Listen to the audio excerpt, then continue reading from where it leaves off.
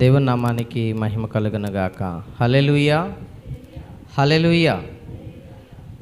ప్రియమైన దేవుని బిడ్డలారా, దేవుని వాక్యములో నుండి దేవుడు మనతో మాట్లాడుతున్నటువంటి మాటలు ఒకసారి జ్ఞాపకం చేసుకున్నట్లయితే, రోమాపత్రిక 12వ అధ్యాయము 2వ వచనాన్ని మనం ధ్యానించుకుంటూ ఉన్నాం.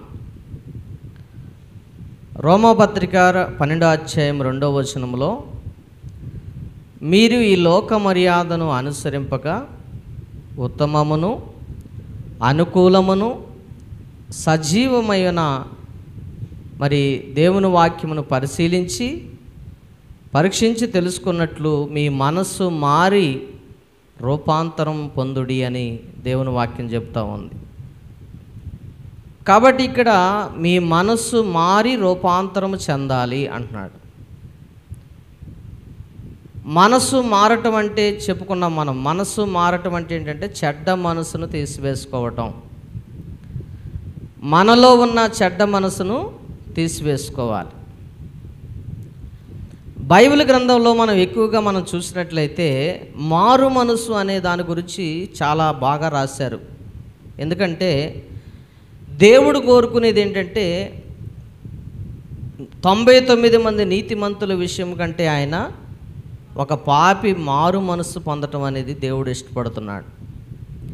లూకాసు సువార్త 15వ అధ్యాయంలో మనం చదివితే అక్కడ ఆ మాట అంటాడు ఆయన, 99 మంది నీతిమంతుల విషయమై నేను సంతోషించట కంటే ఒక పాపి మారు మనసు పొందటం అనేది నాకు సంతోషం కలిగిస్తుంది. పరలోకములోను దూతల ఎదుట సంతోషం కలిగిద్ది. అంటే ఎంత గొప్ప సంతోషమో మారు మనస్సు కలగటం వల్ల. ఈరోజు చాలామంది క్రైస్తవులు ఏం చేస్తున్నారంటే మారు మనసు పొందకుండానే బాప్తిసం పొందుకుంటున్నారు. మారు మనసు పొందకుండానే బాప్తిసం తీసుకుంటున్నారు. యేసు ప్రభు వారిని నమ్ముకుంటూ ఉన్నారు. చూడండి, బాప్తిసం ఇచ్చి యోహాను ఏం చెప్తున్నాడు? అరణ్యంలో కేక వేస్తూ, పరలోక రాజ్యం సమీపించి ఉన్నది, మారు మనసు పొందండి అని చెప్పాడు. యేసుక్రీస్తు వారు ఏం చెప్తున్నారు? పరలోక రాజ్యం సమీపించి ఉన్నది, మీరు మారు మనసు పొందండి అని చెబుతున్నారు. శిష్యులు ఏం చెబుతున్నారు? ఇదిగో మీరు మారు మనసు పొందండి, పాపక్షమాపణ నిమిత్తం మీరు మారు మనసు పొందండి అని చెబుతూ ఉన్నారు. ఎందుకు మారు మనసు గురించి అంతగా రాయబడింది అంటే మనుషుల హృదయాలు చెడిపోయినాయి. ఆయన ఆదికాండంలో ఒక మాట అంటాడు, 8వ అధ్యాయంలోనో 6వ అధ్యాయంలో ఉంటుంది చూడండి. అక్కడ అంటాడు, నరుల హృదయము భూమి మీద చెడిపోయిందని చెబుతున్నాడు. నరుల హృదయము చెడిపోయింది. చెడిపోయినటువంటి హృదయాలు మారాలి అనేది దేవుని ఉద్దేశం అయి ఉన్నది. యేసు ప్రభు వారు ఈ లోకానికి వచ్చిన కారణం కూడా అదే. యేసు ప్రభు భూమి మీదకి వచ్చిన కారణం కూడా అదే. ఏంటంటే మారు మనసు పొందాలని, మారు మనసు పొందాలి. జనులందరూ కూడా ఏం పొందుకోవాలంట? మారు మనసు. అంటే దేని విషయంలో మారు మనసు పొందాలి? ఏమండి, దేని విషయంలో మనసు మార్చుకోవాలి? దేవునికి అనుకూలమైనట్టుగా మనం బ్రతకాలంటే, ఈ లోక మర్యాదను అనుసరించకుండా ఉండాలంటే, ఉత్తమమైన దాన్ని ఎన్నుకోవాలంటే, పరీక్షించబడిన దాంట్లో నుండి మనం మనసు మారి రూపాంతరం పొందాలంటే మన మనసును ఎలా మార్చుకోవాలి? ఏమండి, మన మనసును ఎలా మార్చుకోవాలి?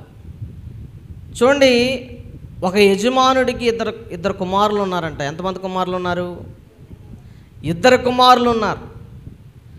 ఆ 2 కుమారులను కూడా తండ్రి అవసాన కాలంలో అంటాడు కదా, ఒరే నాయనా, నేను చనిపోబోతూ ఉన్నాను, మీరిద్దరు కూడా ఆస్తిని సరి సమానంగా అనుభవించండి, ఇద్దరికే సరిసగం ఇస్తున్నాను, ఇద్దరు కూడా చక్కగా వాటిని మీరు ఉపయోగించుకొని మీ జీవితాన్ని బ్రతకండిరా అని చెబితే, సరే నాన్నగారు అనుకున్నారంట. ఏమన్నారు? ఆ ఆస్తి ఏమి ఇచ్చాడు అనుకున్నారు? ఒక గేదెనిచ్చాడు, ఒక మామిడి చెట్టునిచ్చాడు, ఒక కంబలు ఇచ్చాడు కప్పుకోవటానికి. అయితే ఇప్పుడు చూడండి, ఒకటే కంబలు ఉంది, ఒకటే గేదె ఉంది, ఒకటే మామిడి చెట్టు ఉంది. మరి దీన్ని ఎలా పంచుకోవాలి అని వాళ్ళిద్దరూ ఆలోచన చేసినప్పుడు అన్నయ్య అంటున్నాడంట తమ్ముడితో, ఒరే తమ్ముడా, ఇదిగో గేదె ముందు భాగం నీది, వెనక భాగం నాది అన్నాడంట. ఏమన్నాడు?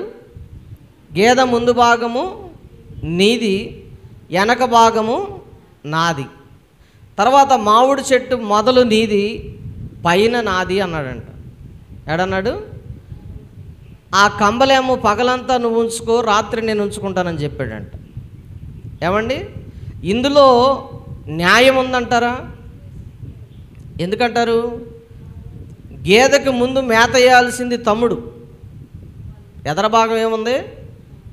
మొహం ఉంది కాబట్టి దానికి మేత వేస్తూ ఉంటాడు అన్నమాట తమ్ముడు. అన్నయ్య ఏం చేస్తున్నాడు? పాలు తీసుకుంటా ఉన్నాడు, అమ్ముకుంటున్నాడు, సంపాదించుకుంటూ ఉన్నాడు. మరి మామిడి చెట్టుకేమో నీళ్లు పోస్తూ ఉన్నాడు, కాయలేమో అన్నయ్య కోసుకుంటూ ఉన్నాడు. ఏమండి, కంబళేమో పగలంతా ఉతికి ఎండేస్తున్నాడు, రాత్రి అన్నయ్య ఏమో కప్పుకుంటున్నాడు. న్యాయం ఉందంటారా? చూడండి, ఆదికాండంలో కూడా మనం అదే చూసాం. అన్నాదమ్ములు ఇద్దరు కూడా ఒకరి అర్పణ ఒకరు దేవుడికి ఇష్టపడ్డారు, ఒక అర్పణ అని చెప్పేసి అసూయపడి ద్వేషించి కొట్టి చంపేశాడు. అర్థమవుతుందండి? చూడండి, ఒక కుటుంబంలో ఒక తండ్రికి పుట్టినటువంటి పిల్లలే అసూయ చేత పగ చేత వారవలేని స్థితిలో ఉంటూ ఉన్నారు.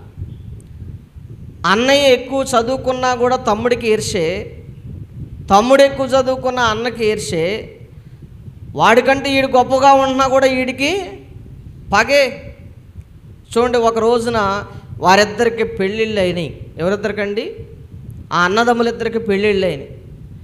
పెళ్ళిళ్ళు అయిన తర్వాత భార్యలు వచ్చారు. భార్యలు వచ్చిన తర్వాత చిన్న భార్య తెలియగలదు కాబట్టి ఆమె అంటుందంట, బావగారు మరి గేదె ముందు భాగం మాది కాబట్టి మా ఇష్టం అని చెప్పి పాలు తీసేటప్పుడు ఎదర భాగాన్ని కొట్టిందంట. ఎక్కడ కొట్టింది? మేత వేయటం మానేసిందంట, పాలు తీయటం పాగిపోయింది. మామిడి చెట్టు మొదలు మాది కాబట్టి నరికి ఏం చేస్తాం? పొలాలు వేసుకుంటాం, పైభాగం మీది, మీ ఇష్టం ఉంచుకోండి అని చెప్పిందంట. ఆ తర్వాత కంబళి రాత్రి నానబెట్టి పగలేమో కప్పుకునే విధంగా ఏర్పాటు చేసిందంట. చూడండి, అలా చేసినప్పుడు ఆయనకు బుద్ధి వచ్చి అన్నాడంట, అలా కాదు తమ్ముడు, ఇద్దరం కలిసి గెద పాలు తాగుదాం, ఇద్దరం కలిసి మామిడి చెట్టు కాయలు తిందాం, ఇద్దరం కలిసి చెరొక రోజు దుప్పటిని ఉంచుకుందాం అని చెప్పేసి ఆ రీతిగా అప్పుడు వాళ్ళు న్యాయము తీర్చబడింది. కాబట్టి ప్రియమైన దేవుని బిడ్డలారా, మన మనస్సు చెడ్డగా ఉంటే మనం ఏది చేసినా కూడా అది మనకి ఏంటంట రాబోయే కాలంలో అది చూపిస్తూ ఉంది దాని తీర్పు. కాబట్టి ఇక్కడ మనం నేర్చుకుంటుంది ఏంటంటే, మారు మనస్సు లేని వారు ఎలా నశించిపోతున్నారు, చెడ్డ మనస్సు కలిగిన వారు ఏ విధంగా నశించిపోతున్నారు అనే విషయాలు బైబిల్లో నుండి మనం నేర్చుకుంటున్నాం. అవునండి కాదా? అయితే పోయిన వారం ఏమి నేర్చుకున్నాం మనం అంటే, కయోను ఏబేలు గురించి నేర్చుకున్నాం, అననీయ సఫీరా గురించి నేర్చుకున్నాం, ఇస్కరియోతు యోధా గురించి మనం నేర్చుకున్నాం. ఈరోజు మనం చదివినటువంటి భాగంలో నుండి ఇక్కడ మనం చూసినట్లయితే, ఇక్కడ 18వ అధ్యాయము 29వ వచనం నుండి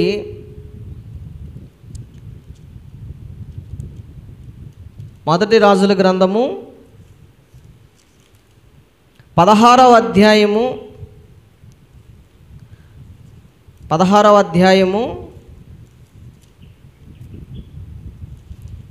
మనం ఇక్కడ చూసినట్లయితే 16వ అధ్యాయంలో ఒక మాట రాయబడి ఉంది. ఈ కుటుంబం గురించి చెబుతూ ఉన్నాడు.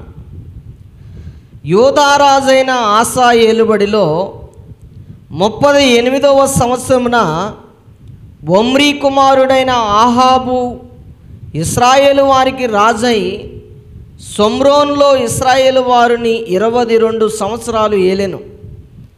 ఒమ్రీ కుమారుడైన ఆహాబు తన పూర్వీకులందరినీ మించినంతగా యెహోవా దృష్టికి చెడుతనము చేసెను.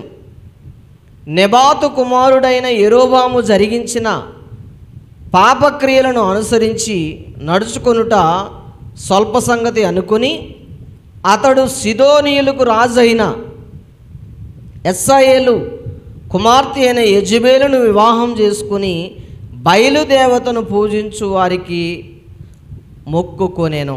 ఏం చేశాడంటే ఆయన మొక్కుచుండెను.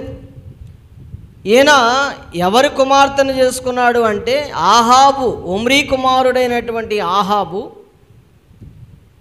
దాదాపు క్రీస్తు పూర్వం 894 సంవత్సరం నుండి 853 సంవత్సరం మధ్యకాలములో 22 సంవత్సరాలు రాజుగా, ఇశ్రాయేలు రాజుగా పరిపాలించినటువంటి 7వ రాజు అయినటువంటి ఆహాబు అనే రాజు వారిని పరిపాలిస్తూ ఉన్నాడు. ఇశ్రాయేలు జనాంగాన్ని పరిపాలిస్తున్నాడు. ఇశ్రాయేలు దేవుడు ఎవరు అంటే యెహోవా దేవుడు. యెహోవా దేవుడిని వారు ఆరాధిస్తూ ఉన్నారు. ఇశ్రాయేలులు ఆయన ఉన్నవాడు, అనువాడు అనే సంగతిని తెలుసుకున్నటువంటి వారు ఆయన్ని పూర్ణ హృదయంతో, పూర్ణ ఆత్మతో, పూర్ణ వివేకంతో, పూర్ణ మనసుతో ప్రేమించాలనే ఆజ్ఞ ఉంది. నీ పొరుగువాడిని ప్రేమించమనే ఆజ్ఞ ఉంది. ఇవన్నీ రాయబడినటువంటి దేవుణ్ణి వారు అనుసరిస్తున్నటువంటి ప్రజలై ఉన్నారు.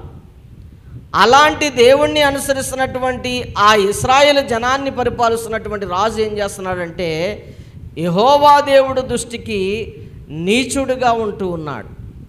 యెహోవా దేవుని దృష్టికి దుష్టుడుగా ఉంటూ ఉన్నాడు. ఎందుకు దుష్టుడుగా ఉంటూ ఉన్నాడంటే దేవునికి వ్యతిరేకమైన పనులు చేస్తూ ఉన్నాడు. దేవునికి వ్యతిరేకమైన పనులు ఏంటి చెప్పండి? ఏదైతే చేయొద్దు అంటామో అదే చేస్తూ ఉన్నాడు. విగ్రహాలకు పూజించొద్దురా బాబు అని చెబుతా ఉంటే విగ్రహాలకు పూజిస్తున్నాడు. యెజబేలుని పెళ్లి చేసుకున్నాడు. అన్య దేవతలను పూజించేటువంటి యెజబేలుని పెళ్లి చేసుకున్నాడు. సిదోనియా ప్రాంతంలో ఉన్నటువంటి యెజబేలు అనే స్త్రీని పెళ్లి చేసుకున్నాడు. ఆమెను చేసుకున్న కాడి నుండి తన మనసు ఇంకా చెడిపోయింది. భయంకరంగా దేవుని నమ్మిన ప్రజలను హింసిస్తూ ఉన్నాడు. దేవుని నమ్మిన ప్రజలను చంపేస్తూ ఉన్నారు. ఏం చేస్తున్నారంట? దేవుని నమ్మిన ప్రజలను చంపేస్తున్నారు.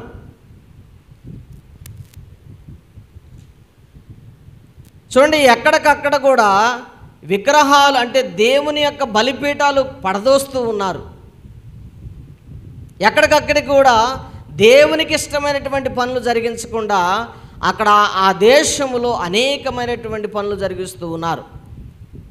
ఈ ఆహాబు చరిత్ర ఎక్కడ ప్రారంభమైందంటే రాజుల గ్రంథం, మొదటి రాజుల గ్రంథం 16వ అధ్యాయం 29 నుండి మనకు ప్రారంభించబడి 21వ అధ్యాయము 22వ అధ్యాయం వరకు దీని యొక్క ఆహాబు చరిత్ర కొనసాగుతూ ఉంటుంది.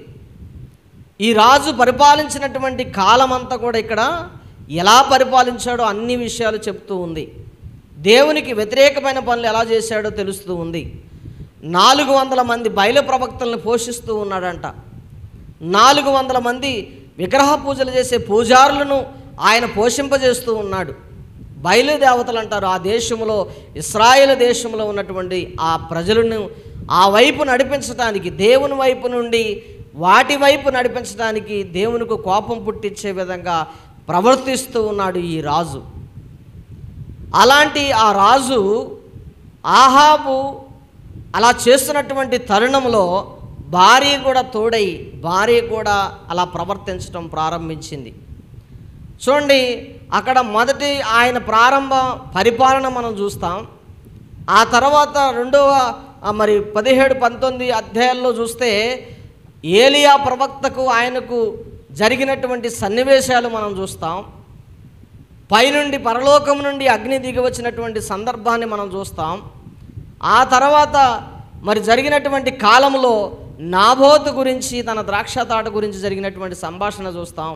ఆయన నాశనాన్ని, చివరగా మనం ఆయన మరణాన్ని మనం చూస్తాం. ఈ విధంగా ఆయన జీవిత చరిత్ర ముగించబడింది.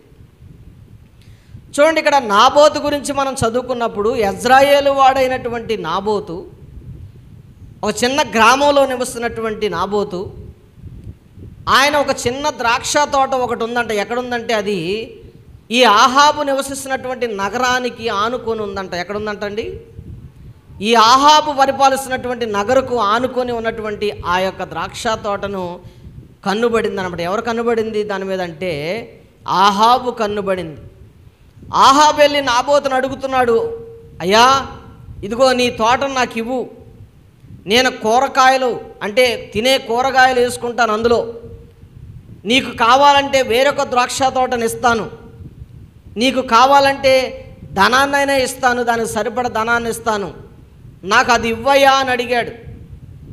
అడిగితే ఆయన చెప్పినటువంటి సమాధానం ఏంటంటే, నాకున్న ఈ ఒక్క తోట ఇది నా పిత్రార్జితం, నా తల్లిదండ్రులు ఇచ్చినటువంటి ఆస్తి, దీన్ని నేను అమ్మటానికి ఇష్టపడలేదు, ఇవ్వటానికి ఇష్టపడలేదు అని చెప్పినప్పుడు తన మనసు బాధ కలిగి ఇంట్లోకి వెళ్ళి మూతి ముడుచుకొని కూర్చున్నాడంట.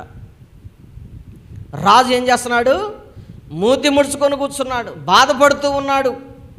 ఆ సమయంలో యెజబెల్ అంటుందంట, భార్య అంటుందంట, నువ్వు రాజు అయ్యుండి ఇలా మూతి ముడుచుకొని కూర్చోవటం ఏంటి? నువ్వు రాజు అయ్యుండి ఇలా చేయటం ఏంటి? అవసరమైతే వాడిని చంపైనా నీకు ఆ తోటని నేను అప్పచెప్తానని చెప్తా ఉంది.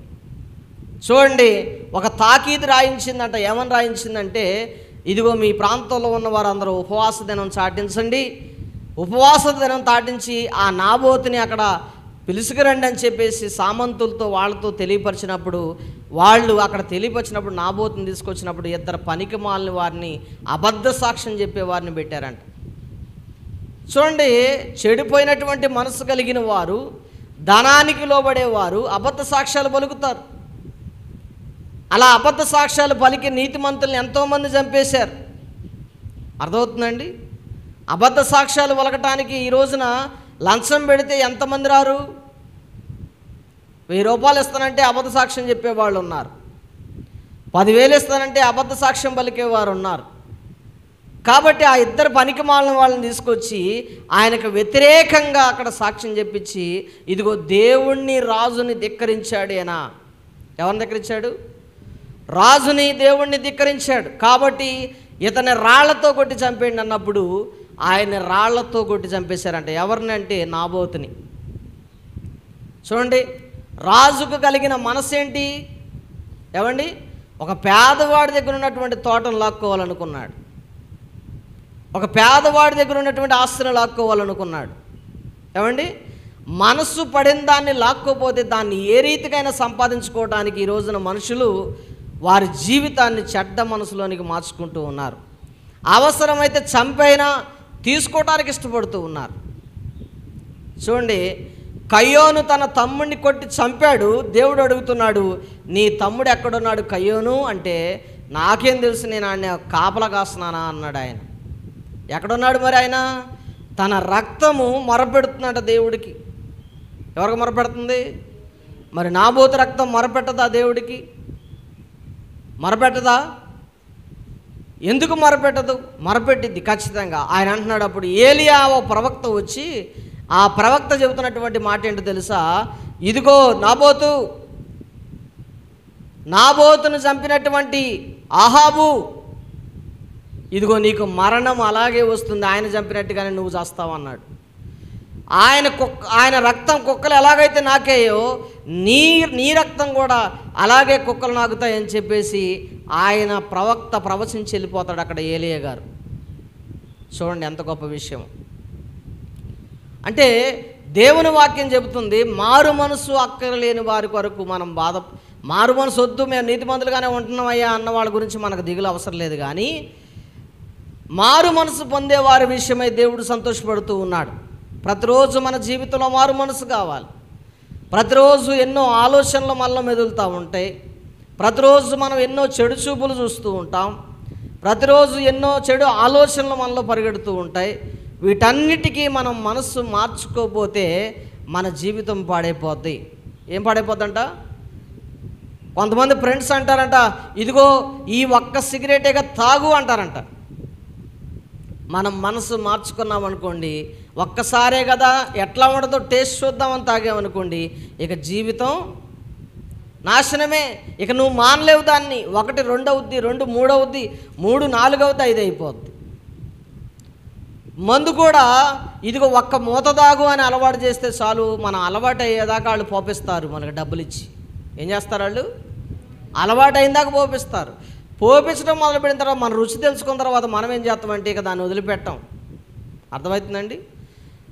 ఆడపిల్లను కూడా ఈరోజు చాలామంది వ్యభిచార కోపంలోకి దింపేటప్పుడు వాళ్ళకి తెలియని విషయాలను కూడా నేర్పించి పంపిస్తూ ఉన్నారు. అలా చేయటం వల్ల వాళ్ళు వెళ్ళి అందులో నుండి బయటికి రాలేక చచ్చిపోలేక, జీవించలేక భయంకరమైనటువంటి పరిస్థితిలో జీవిస్తున్నటువంటి వారు మనకి కనపడుతూ ఉన్నారు. దానినే జీవనాధారంగా పెట్టుకొని బ్రతికే వాళ్ళు కూడా చాలామంది ఉన్నారు. అందుకని దేవుని వాక్యం చెబుతుంది, మనలో ఉన్న చెడ్డ మనసును తొలగించుకోవాలి. ఏం తొలగించుకోవాలంట? ఒకవేళ అన్న మీద మనకు అసూయ వస్తుందనుకో, ఒకవేళ తమ్ముడి మీద మనకు అసూయ వస్తుందనుకో, దాన్ని మనం మార్చుకోవాలి. మన జీవితంలో మార్చుకోకపోతే, మన చెడుతనాన్ని మార్చుకోకపోతే ఏమైందంటే అది మనకి ఎప్పటికైనా నాశనమే. మనం చిన్నదే అనుకుంటాం అది, కానీ ఒక రోజున పెరిగి అది మనల్ని నాశనం చేస్తూ ఉంది ప్రియమైన దేవుని బిడ్డలారా. కాబట్టి నాబోతు జీవితంలో యెజ్రెయేలు, ఈ నాబోతుని చంపినటువంటి ఆహాబు యెజెబెలు వాళ్ళ కుటుంబం ఇద్దరు కూడా, వాళ్ళ కుటుంబస్తులు కూడా అందరూ కూడా వారి రక్తాన్ని కుక్కలు నాకిని అంట ప్రియమైన దేవుని బిడ్డలారా. వాళ్ళు ఆ విధంగా నాశనం అయిపోయారు.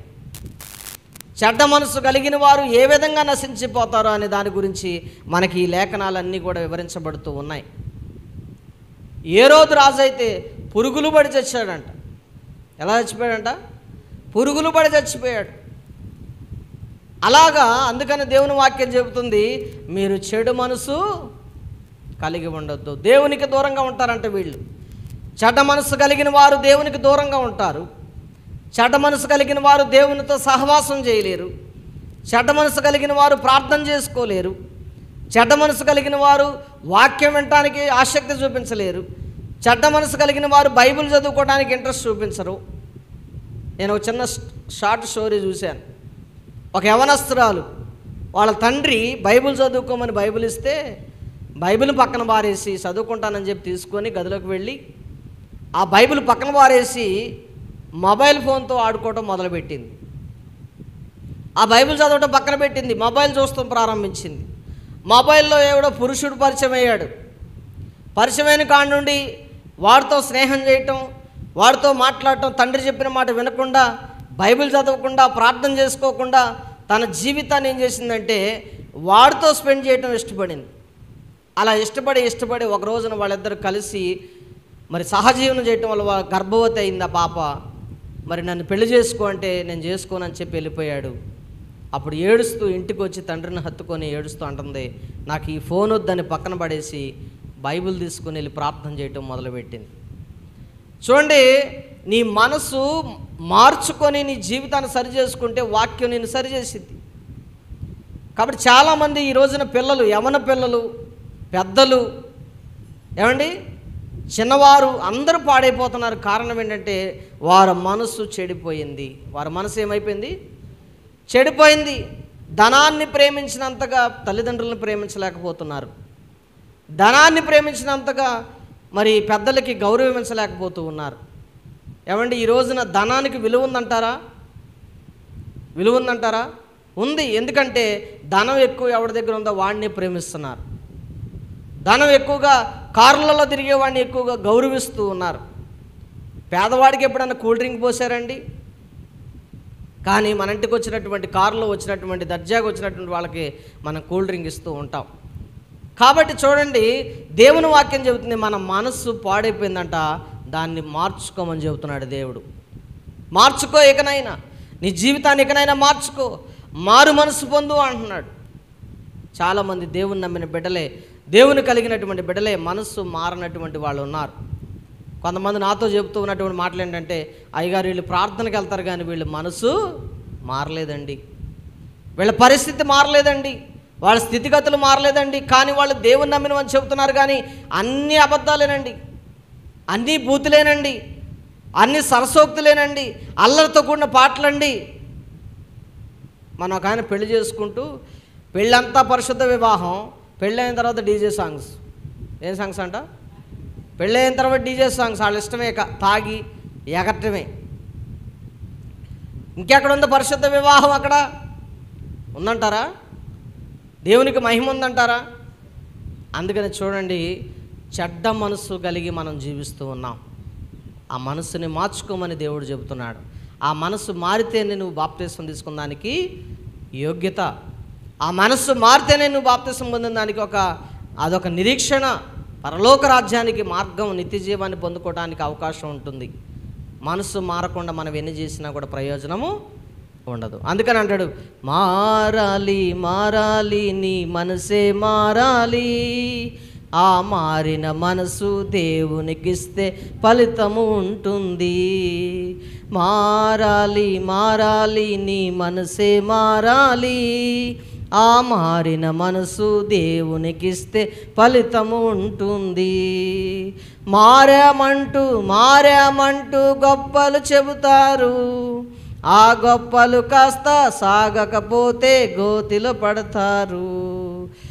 మారాలి మారాలి నీ మనసే మారాలి, ఆ మారిన మనసు దేవునికిస్తే ఫలితము ఉంటుంది. ఏమి ఇవ్వాలంటే దేవునికి? మారిన మనసు ఇస్తే ఫలితం ఉంటుంది, కానీ మారని మనసు ఇస్తే ఫలితము ఉండదు. కాబట్టి మన జీవితాలు మార్చుకొని ఇకనైనా మనలో ఉన్న చెడు ఆలోచనలు మార్చుకుందాం, మనలో ఉన్న చెడ్డ అసూయను తీసేసుకుందాం, ద్వేషాన్ని తీసేసుకుందాం, ఆ యొక్క కల్ముషాన్ని తీసేసుకుందాం, కపటాన్ని తీసేసుకుందాం. ఇవన్నీ తొలగించుకొని మనలో ఏం నింపుకోవాలంటే ప్రేమ, సంతోషము, సమాధానము, దీర్ఘశాంతము, దయాళత్వము, మంచితనము, ఆశానిగ్రహము, సాత్వికము, ఇవన్నీ కూడా మన మనసులో నింపుకున్నప్పుడు మనం మంచి మనసు కలిగిన వారుగా మనం ఉంటాం. కాబట్టి మన మనసు మారాలి. మన చెడ్డ మనసు మనం ఏం చేయాలి? తీసివేసుకోవాలి. చెడ్డ మనసు ఉంటే ఏమైపోతాం? నాశనం అయిపోతాం, పురుగులు పడి చచ్చిపోతాం. చెడ్డ మనసు ఉంటే ఒకనాటికి మన బ్రతుకు ఎవడు అంటుకోవడానికి వీల్లేనట్టుగా, ఆనాడు ఆహాబు ఆయన రక్తాన్ని కుక్కల నాకినట్టుగా మన జీవితం అయిపోద్ది. కాబట్టి మనం ఎవరిది ఆశించి ఎవరిని చంపే విధంగా ప్రేరేపించబడేవారుగా మనం ఉండకూడదు.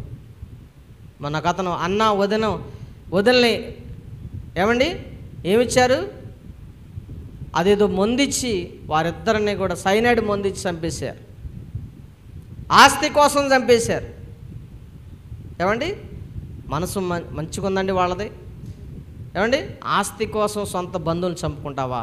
ఆస్తి కోసం తల్లిదండ్రులు చంపుకుంటావా? ఆస్తి కోసము సొంత వారిని అమ్మేసుకుంటావా? అదే చెడ్డ మనసు అండి. ఆ మనసును తొలగించుకుంటే దేవుడు నీ జీవితాన్ని బాగు చేస్తాడు. అట్టి కృప దేవుడు మనందరికి ఇచ్చి నడిపించునుగాక. ఆమేన్. ప్రార్థన చేసుకుందాం. అందరూ కూడా తల ఉంచినట్లయితే. మహాగణుడా, పరిశుద్ధుడా, ప్రేమగల తండ్రి, నీకు వందనాలు నాయనా.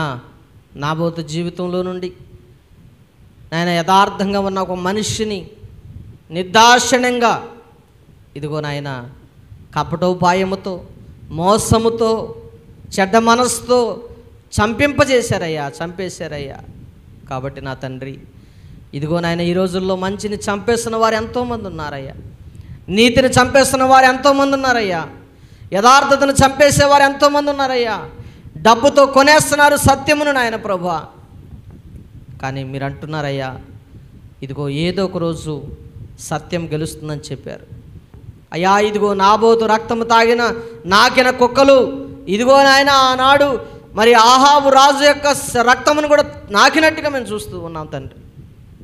కాబట్టి నాయన ఇదిగో తండ్రి, నాశనం చేయాలనుకుంటే ఆ నాశనానికి ప్రతిఫలం మేము పొందుకుంటామని చెబుతూ ఉన్నారు. కాబట్టి నాయన మంచి మనసు కలిగి మారు మనసు పొందుకొని బాప్తిసం పొంది పాపక్షమాపణ పొందుకుంటే ఇదిగో పరలోక రాజ్యం మీకుంది, పరిశుద్ధాత్మ దేవుడు మీ మీద ఉంటాడు అని మీరు సెలవిచ్చారు ప్రభు. నీకు వందనాలు. అట్టి ధన్యత బాగా దయచేయండి ప్రభు. మీ మనసు మారి రూపాంతరం పొందండి అని మీరు చెప్పినట్టుగా నాయన ప్రభు, అట్టి కృపను మీరు మాకు దయచేయమని కోరుకుంటూ వింటున్నటువంటి ప్రజలు నాయన వారి హృదయాల్లో కూడా మారు మనసును మీరు కలిగించి మహిమ పొందుకోండి. ఒకవేళ ఎవరైనా చెడు మార్గాలు నడుస్తూ ఉంటే ఈరోజే వారిని మార్చుకోండి, ఈరోజే వారి జీవితాలు మార్చండి నాయన. అట్టి కృపను మీరు దయచేయమని ప్రార్థన చేస్తూ మీరే మహిమ ఘనత ప్రభావాలు పొందుకోమని మా ప్రభువును రక్షకుడైన యేసుక్రీస్తు ఉన్నతమైన నామములో ఈ ప్రార్థన అడుగుతున్నాము తండ్రి. ఆమేన్. ఆమేన్. అందరికీ వందనాలండి. దేవుడు మిమ్మల్ని అందరిని దీవించునుగాక. ఆమేన్.